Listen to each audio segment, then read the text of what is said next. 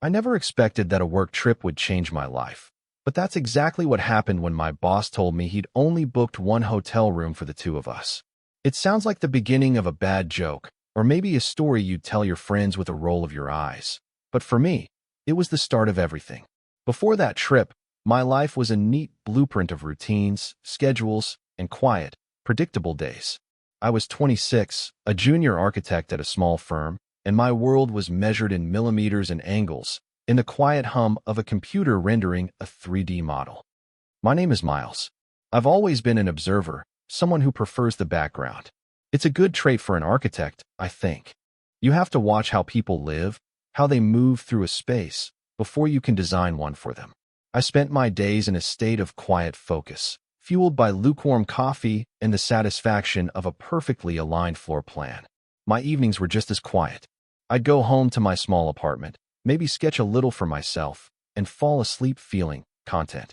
But it was a thin kind of contentment, a placid surface over a deep, still lake of loneliness I tried not to look into too often. The firm was my entire world. It was a boutique operation, just a handful of us, led by one man, Julian. He was the one who founded the company, the one whose name was on the door. To me, Julian was less of a boss and more of a force of nature. He was only in his early 30s, but he carried himself with the confidence of someone who had already built a legacy. He was sharp, ambitious, and endlessly creative, able to command a room full of clients with an easy charm that I could only dream of possessing. He was also, to put it plainly, beautiful. It was a fact of the office, like the ficus in the corner or the constant smell of brewing coffee. He had dark hair that was always a little messy, as if he'd just run his hands through it while solving a complex design problem. His eyes were a deep, thoughtful brown, and when he smiled, which wasn't often enough, it transformed his entire face, making him look younger and more approachable.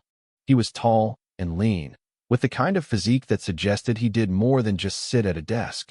I once overheard him talking about a rock climbing trip, and the image of him, strong and focused, clinging to the side of a cliff, was enough to make my breath catch in my throat. I saw him as completely and utterly unattainable. He was my boss, for one. But more than that, he moved through the world with an effortless confidence that I associated with a life I knew nothing about. He was everything I wasn't: extroverted, daring, and, as far as I could tell, perfectly straight. I'd seen him on a few occasions with a woman at company events, though I never learned her name or saw her more than once. So I filed my feelings for him away in a locked cabinet in my mind. Under the label hopeless crush, it was easier that way. I could admire him from a safe distance, learn from him, and keep my own heart out of the equation. Our interactions were always professional, always focused on the work. I was his junior architect. He was my boss. And that was all we would ever be. Or so I thought. The catalyst for change arrived in the form of an email. It was a Tuesday morning, the air in the office thick with the low hum of computers and quiet concentration. Julian's name popped up in my inbox with the subject line, "Big news, Project Greenhaven." My heart did a little flutter, the way it always did when he singled me out. We'd been vying for the Greenhaven account for months. It was a massive undertaking, a sustainable community center on the coast, and it was exactly the kind of passion project our firm was built for. Landing it would be a game changer. I clicked it open, my eyes scanning the text. We got it. A wave of relief and excitement washed over me. But it was the second paragraph that made me stop breathing altogether. He wrote that the client wanted an immediate, in-person meeting to kick things off. A 3-day trip, leaving Friday. And then, the sentence that rewired my entire universe. "I'd like you to come with me, Miles. Your preliminary designs were what sold them on our vision. You deserve to be there." I read it 3 times, certain I had misunderstood. He wanted me to go with him. Just the two of us. My mind raced with 1,000 possibilities, a million anxieties. What would I pack? What would we talk about for hours in the car? Would I manage to say anything intelligent at all? A few minutes later, he walked out of his office, coffee mug in hand, and stopped by my desk. He had that small, focused smile on his face. "You see my email?" he asked, his voice low and calm. I nodded, probably a little too eagerly. "It's a huge opportunity, Miles. For the firm, and for you. Thank you, Julian." I managed to say, my voice sounding steadier than I felt. I'm honored," he nodded, his gaze lingering on my screen for a moment. Good. I'll handle the travel arrangements. Just be ready to go Friday morning. And with that, he was gone, leaving me to stare at my monitor with a mix of sheer terror and exhilarating hope. The days leading up to the trip were a blur of frantic preparation. I spent every waking moment refining the designs, anticipating client questions, and trying to mentally prepare myself for 3 full days in close proximity to Julian. I packed and repacked my suitcase 3 times, agonizing over every choice, as if the perfect shirt could somehow make me seem more confident, more interesting, less like the quiet, nervous guy who sat in the corner of the office. Friday morning arrived, gray and misty. Julian picked me up in his car, a sleek, dark SUV that still smelled new. The air inside was charged with a strange energy. It was the first time we'd ever been together outside the context of the office, and the silence felt different, less like the comfortable quiet of colleagues working and more like the loaded silence of a first date. He was dressed casually in a dark Henley and jeans, and he looked even more handsome without the armor of his usual office attire. "Morning," he said, his voice a low rumble. "Ready for this?" I nodded, clutching my travel bag like a shield. As I'll ever be. The drive was long, nearly 4 hours. We talked about the project, running through our presentation strategy. It was familiar territory, and it helped ease my nerves. But as the miles rolled by, the conversation slowly drifted into more personal terrain. He asked me about architecture school, about why I'd chosen this career. I found myself telling him about my childhood, about building elaborate Lego cities in my bedroom, about the profound sense of peace I got from creating order out of chaos. It was more than I'd ever shared with anyone at work. He listened intently, his eyes on the road, but his attention entirely on me. It was a powerful feeling to be seen by him in that way. He, in turn, told me about the early days of the firm, the struggle and the risk of starting his own business. "Everyone sees the success," he said, his voice laced with a weariness I'd never heard before. "They don't see the years of eating instant noodles and wondering if you've just made the biggest mistake of your life." For the first time, I saw a crack in his confident facade, a glimpse of the vulnerable man underneath. It made him seem less like an icon and more like a person. And that, I realized with a jolt, was far more dangerous for my carefully guarded heart. We arrived at the hotel in the late afternoon. It was a stylish, modern place with a lot of glass and polished concrete, the kind of place Julian would choose. As he checked us in at the front desk, I stood off to the side, trying to look casual, my anxiety bubbling up again. This was it, the moment of truth. Would we have separate rooms? Or would this trip push us into an even more intimate space? Julian finished up and walked over, holding a single key card. My stomach dropped. He held it up with a slightly apologetic look. "So, there was a bit of a mix-up with the booking," he began, and my mind started racing. "They were almost full.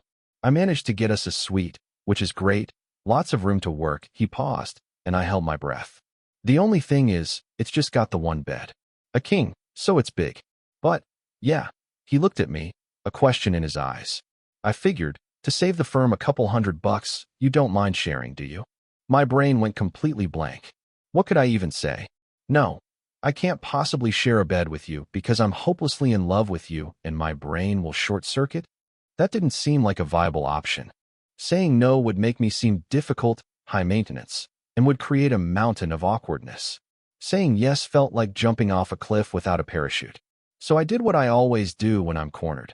I gave a small, non-committal shrug and tried to make my voice sound as breezy as possible. "Oh no, that's fine," I said. "No problem at all."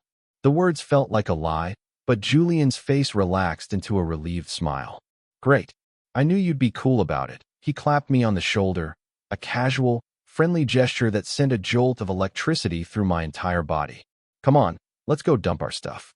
We have a lot of work to do before dinner." He had no idea what he had just done. He had taken the carefully constructed wall between us and demolished it with a single, pragmatic question.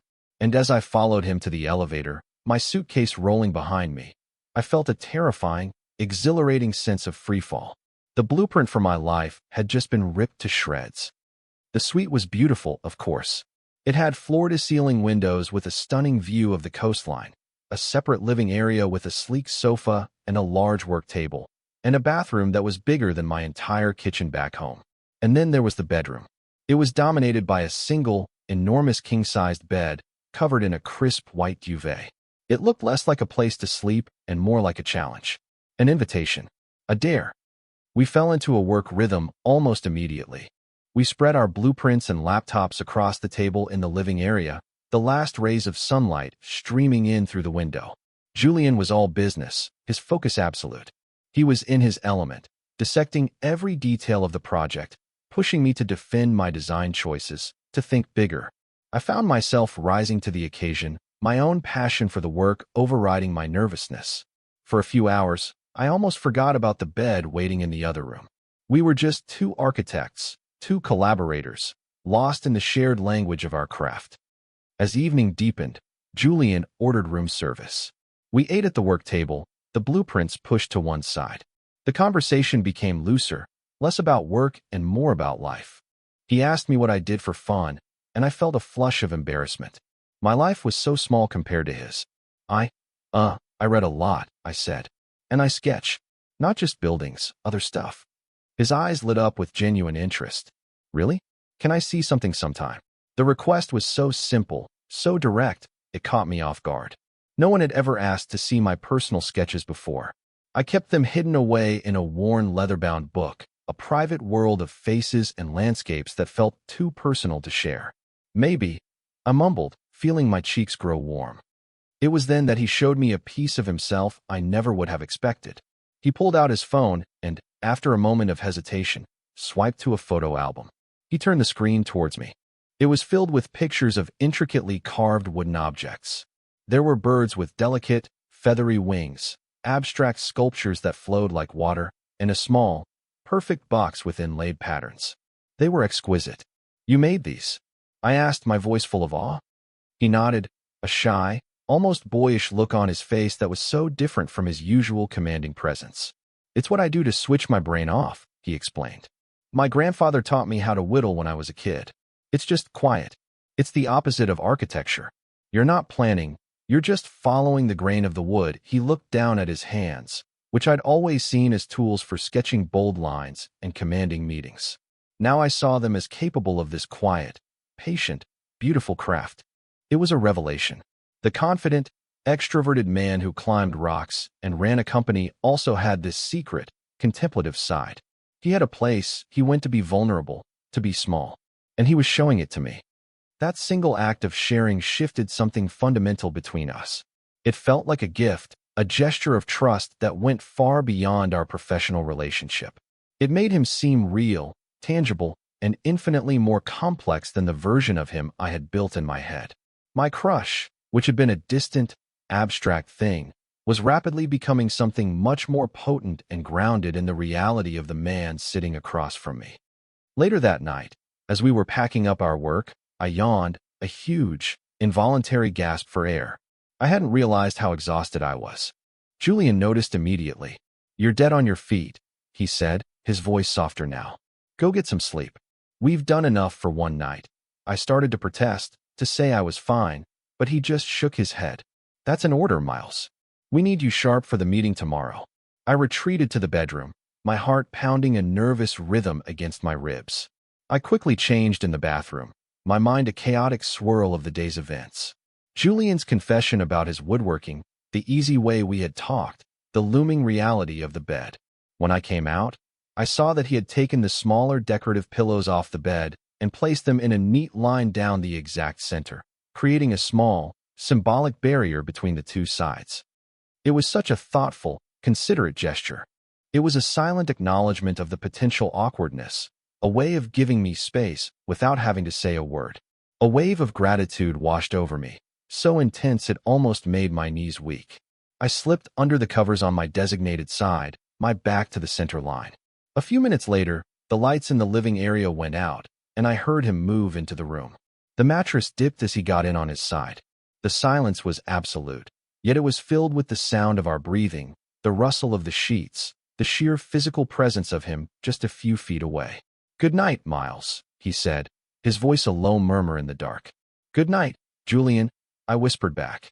I lay awake for a long time, staring into the darkness, acutely aware of the man sleeping beside me, my world tilting on its axis. The next day was the presentation. The morning was a blur of nervous energy. We got dressed in a strange, silent dance of carefully averted eyes and polite excuse me's as we navigated the shared space of the bedroom and bathroom. Breakfast was a quiet affair, both of us lost in our own thoughts. I could feel the tension radiating from Julian. For all his confidence, this project meant everything to him, and the pressure was immense. Just before we left the suite, as he was grabbing his portfolio, I saw his hand tremble slightly as he reached for the handle. It was a tiny, almost imperceptible movement, but in my hyper-aware state, it stood out like a flash of lightning. All my own anxiety vanished, replaced by a sudden, overwhelming urge to comfort him. I stepped forward without thinking. "Hey," I said softly. He turned, his expression tight. "We're going to be great," I told him, my voice full of a conviction I didn't know I had. "Your vision is brilliant, and the designs are solid. They're going to love it." He looked at me, really looked at me, and for a second, the mask of the confident boss fell away completely. I saw the stress, the hope, the fear. He gave me a small, grateful nod. "Thanks, Miles," he said. And the way he said my name, the genuine warmth in his voice, felt like a secret pact between us. It was a tiny moment, but it solidified the connection that had been building between us. We weren't just boss and employee anymore. We were a team. The presentation went better than we could have ever imagined. Julian was incredible, commanding the room with his passion and vision. And when it was my turn to walk the clients through the design specifics, I found my voice. Fueled by his quiet confidence in me, I spoke with clarity and passion.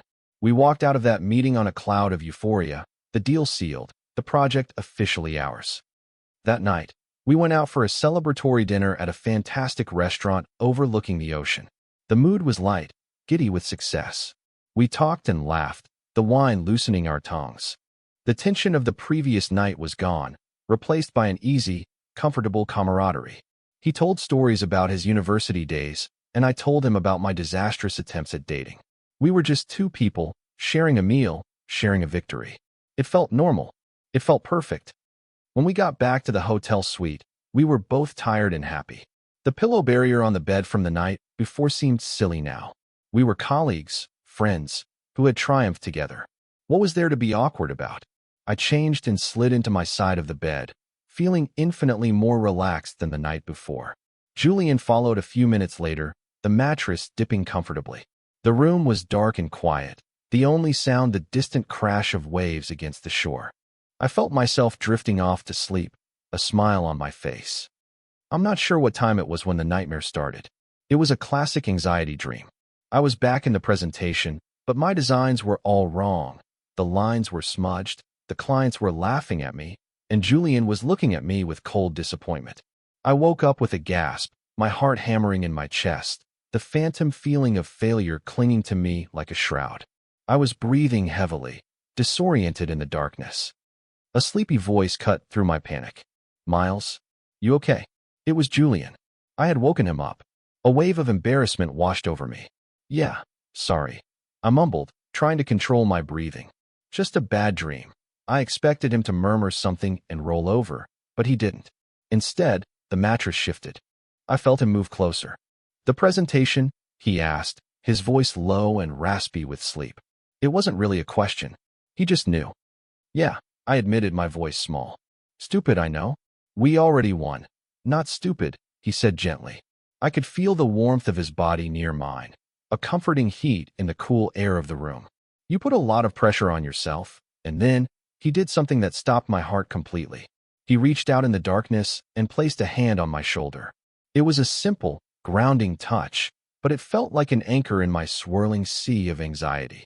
His thumb began to draw slow, soothing circles against my t-shirt. "It's over now," he whispered. "You were brilliant today." We did it. His hand stayed there, a steady, warm weight on my shoulder. I didn't move. I barely breathed. My entire consciousness narrowed to that single point of contact. The professional lines, the hotel room, the entire world outside that bed, it all dissolved. There was only the darkness, the sound of the ocean, and the comforting weight of his hand. It wasn't sexual. It was something far more profound. It was care. It was intimacy. I don't know how long we stayed like that. Time seemed to warp and stretch. Eventually, my breathing evened out, my heart rate slowed. His hand remained, a silent promise in the dark. At some point, I must have drifted back to sleep, because the next thing I knew, pale morning light was filtering into the room. I was lying on my side, facing him. His hand was no longer on my shoulder, but he hadn't retreated to his side of the bed. He was still close, his face only inches from mine, his expression soft in sleep. An arm was thrown loosely over my waist. My entire body was humming with a quiet, powerful energy. Something had irrevocably changed between us in the night. The line had been crossed, and I had absolutely no idea what it meant. The trip home was a study in unspoken tension. The easy camaraderie of our celebratory dinner was gone, replaced by a thick, charged silence.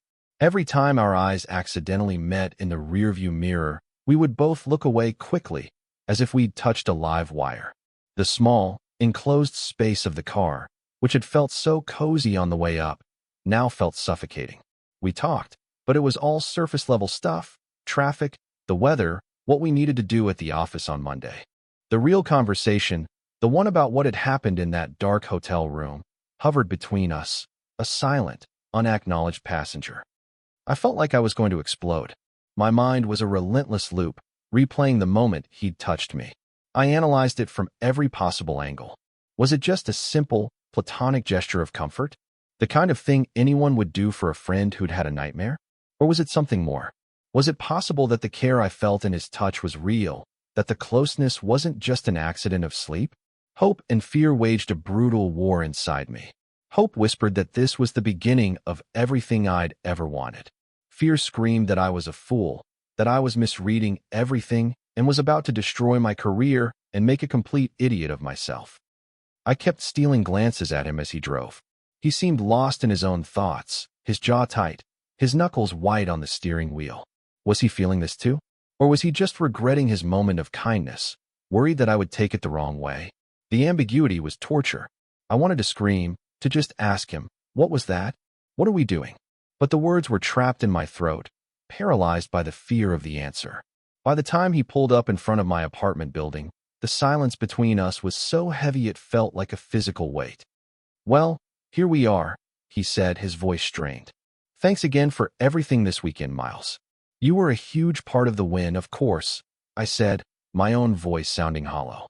I fumbled with the door handle, desperate to escape the charged atmosphere of the car. "I'll, see you Monday," he just nodded, his eyes fixed on the windshield. I got out, grabbed my bag from the back, and closed the door with a soft click. I didn't look back as I walked to my building. I just listened to the sound of his car pulling away, the silence it left behind feeling even louder. The next few days at the office were excruciating. We fell back into our old roles, boss and junior architect, but the dynamic was completely altered. The air between us crackled with unspoken words. We were meticulously polite, professionally distant. We communicated mostly through email, even though our desks were only 50 feet apart. If we had to speak in person, the conversations were brief, clipped, and strictly about work. The easy, collaborative energy we'd shared on the trip was gone, replaced by a painful, cautious formality. It was like we were both holding our breath, waiting for the other shoe to drop. I was a wreck. I couldn't focus. I would stare at a blueprint for an hour, the lines blurring into a meaningless jumble. My mind was constantly drifting back to that hotel room, to the weight of his hand on my shoulder, to the soft look on his face as he slept. I would watch him in meetings, watch him talk on the phone, searching for any sign, any clue that would tell me what he was thinking. But his face was an unreadable mask of professionalism. He seemed to have compartmentalized the entire trip, tucking it away somewhere I couldn't reach. My internal monologue was a chaotic storm. One moment, I'd be convinced I had imagined the whole thing, that I had projected my own feelings onto a simple, meaningless gesture. I'd tell myself to get a grip, to forget about it, to save my job and my dignity. But then, I'd remember the look in his eyes when he showed me his carvings, the genuine warmth in his voice when he'd thanked me before the presentation, the undeniable intimacy of that moment in the dark. It had felt real. It had felt true. How could I just forget that? I was trapped in a purgatory of my own making. caught between the hope that he felt something for me and the terror that he didn't. The uncertainty was eating me alive. I started to think that maybe the worst thing wasn't rejection, but this limbo of not knowing. At least with rejection, I could mourn and move on. This state of suspended animation was a special kind of hell. I knew something had to give. I just didn't know how to be the one to make it happen. I felt completely powerless, waiting for a signal from him that might never come. The breaking point came on Wednesday. It had been a long, tense day. I had managed to avoid any one-on-one interaction with Julian, a feat that left me mentally and emotionally exhausted. As 5 o'clock rolled around, I packed my bag with a sense of relief, eager to escape the charged office atmosphere and retreat into the safety of my quiet apartment. I was just about to walk out the door when I heard his voice. "Miles, can you spare a minute?" My blood ran cold. I turned around slowly. He was standing in the doorway of his office, his expression unreadable. The rest of the team had already left. It was just the two of us in the quiet, cavernous space. This was it. He was going to tell me to forget the trip ever happened, to maintain a professional distance. He was going to put me back in my box. I braced myself for the impact. "Sure," I said, my voice barely a whisper. I followed him into his office, and he closed the door behind us. The soft click of the latch sounded like a gunshot in the silent room. He didn't sit behind his desk. Instead, he leaned against it, crossing his arms over his chest. He looked nervous. His usual confidence was gone, replaced by a vulnerability that mirrored my own. He scrubbed a hand over his face and let out a long breath. "Look," he started, his voice low. "I know things have been weird since we got back." I just nodded, unable to speak. My heart was pounding so hard I could hear it in my ears.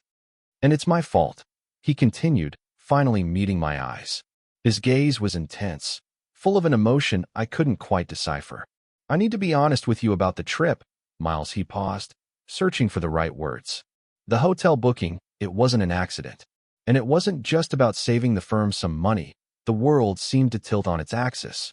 I stared at him, my mind struggling to process what he was saying. He hadn't just made a mistake. He had done it on purpose. He pushed off the desk and took a tentative step closer to me. "I've been trying to find a way to talk to you, to get to know you outside of all this," he said, gesturing vaguely at the office around us. "For months. But I'm your boss, and the lines are so blurry, and I had no idea if you were interested. I'm not good at this stuff. I'm good at buildings. I'm not good at this." He let out a dry, humorless laugh. "So I did something stupid and unprofessional. I booked that room. I thought, maybe if we were forced into the same space, something would happen. I don't know what I expected, but I created this awkward, high-pressure situation, and then in the hotel, I crossed a line. And I'm so sorry if I made you uncomfortable." My head was spinning. He wasn't pushing me away. He was doing the exact opposite. He was telling me that everything I had been hoping for, everything I had been terrified to believe, was true. He had felt it too. The silence stretched between us, thick with everything that had been unsaid. I finally found my voice, a fragile thing, but it was there. "You didn't make me uncomfortable," I said softly. A look of profound relief washed over his face. He took another step, closing the distance between us until he was standing right in front of me. "I haven't been able to think about anything else, Miles," he confessed, his voice dropping to a near whisper. "That night, and seeing you across the office all week, not being able to talk to you, it's been hell." "Me too," I admitted, the words tumbling out in a rush of relief. "I thought I was going crazy. I thought I had imagined everything. You didn't imagine it," he said, his voice thick with emotion. He slowly reached out, his hand hovering in the air for a second before he gently cupped my jaw. His thumb stroked my cheek, and this time there was no ambiguity, no room for misinterpretation. His touch was deliberate, questioning, and full of a longing that mirrored my own. I leaned into his hand, closing my eyes for a brief moment, savoring the feeling I had been dreaming of. When I opened my eyes, his face was very close to mine. "Miles," he whispered, his name a prayer on his lips. And then he closed the small gap between us and kissed me. It wasn't a sleepy, tentative kiss in the dark. It was a kiss of absolute certainty, of pent-up frustration and exhilarating relief. It was a confirmation of everything that had been simmering beneath the surface for months. I melted into it, my hands coming up to grip his shirt as I kissed him back with all the hope and fear and longing I had been holding inside. It was a new beginning, a foundation being laid right there in the quiet of his office, promising a structure more beautiful than any building we could ever design. In the weeks that followed, our world was rebuilt, piece by piece, on that new foundation. The office was still the office. He was still my boss, and I was still his junior architect. We were careful, discreet, maintaining our professional roles during the workday. But now, underneath the polite formalities, there was a secret, humming current of electricity that only we could feel. A lingering glance over a blueprint, a brief, accidental touch of hands as we reached for the same coffee pot, a shared smile in a meeting that no one else understood. These were the small, hidden keystones of our new reality. The real construction happened after hours. Our first real date was on a Saturday. He took me hiking on a trail that wound through a forest of towering redwoods. Away from the glass and steel of our work lives, surrounded by the scent of damp earth and ancient trees, we were just Miles and Julian. He showed me the patient, quiet man I had first glimpsed in his carvings. I showed him the dreamer who saw stories in the shapes of clouds. We talked for hours, our conversation flowing as easily as the creek that ran alongside the path. We started to build a life together, merging our two separate blueprints into one. He came over to my tiny apartment and didn't laugh at my mismatched furniture. Instead, he spent an hour excitedly helping me rehang a crooked picture frame, using a laser level he'd brought from home. I went to his place, a minimalist loft that was beautiful but felt slightly sterile, and I cooked for him. As we ate, I watched him look around, and he said, "It feels more like a home with you in it." Those small moments of domesticity, of shared, ordinary life, felt more profound than any grand, romantic gesture. One evening, a couple of months in, we were lying in his bed, a bed that was now ours, with no pillow barriers needed. It had been a long week, and we were both tired, content to just exist in the quiet space together.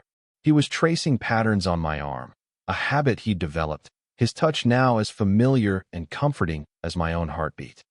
He was quiet for a long time, and then he said, his voice soft, "You know, I was so scared that night in the hotel." I turned my head to look at him. "After you had the nightmare," he clarified.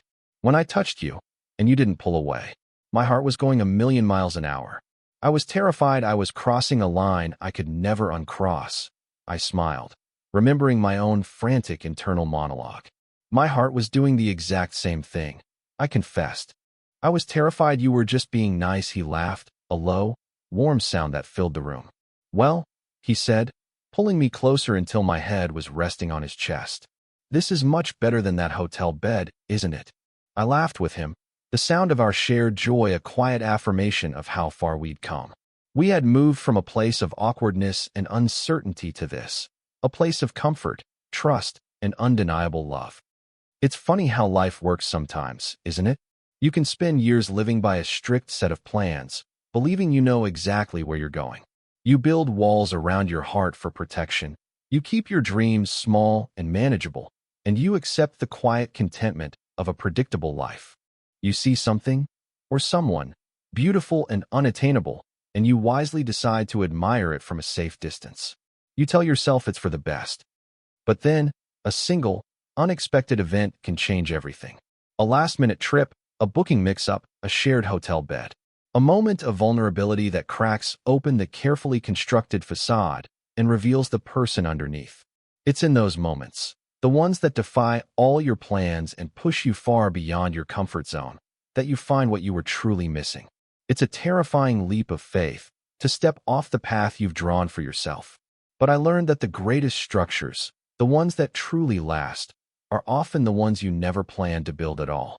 They're the ones you build with someone else, laying each piece with trust and hope, creating a space where you can finally, truly, be home.